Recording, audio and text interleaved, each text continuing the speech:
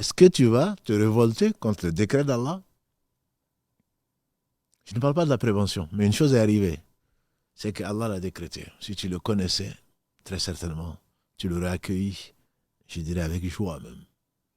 Telle était la position des gens qui connaissaient Allah. Si Allah l'a fait, c'est que ça devait arriver.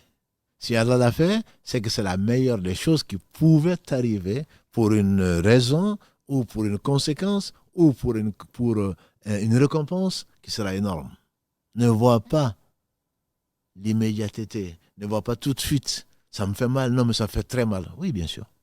Mais ce mal va t'apporter du bien, va t'extirper peut-être l'ego, ou va le diminuer.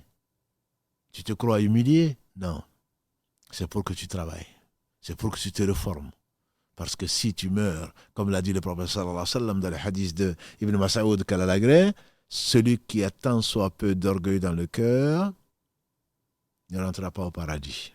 On a dit, il ne va pas s'éterniser dans l'enfer. Mais il va passer probablement, s'il meurt dans cet état, sans repentir, il va passer par l'enfer pour enlever cet orgueil, puisque ne monte vers le paradis, ne monte vers Allah, ne rentrera au paradis que ce qui est pur. Allah est pur, il accepte ce qui est pur. Et donc il va être purifié par l'enfer, par le feu de l'enfer, de cet orgueil. L'orgueil ne sait qu'Allah subhanahu wa ta'ala. Le moi, c'est avec un grand thème. Moi, ne voyant que ça, c'est un gros défaut.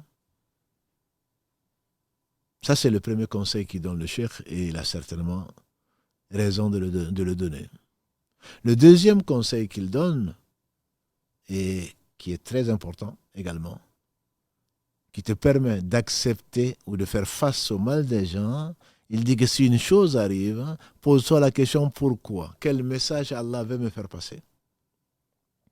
En effet, Allah dit subhanahu wa ta'ala dans maintes versets, entre autres, dans le verset 165 de la sourate Al Imran,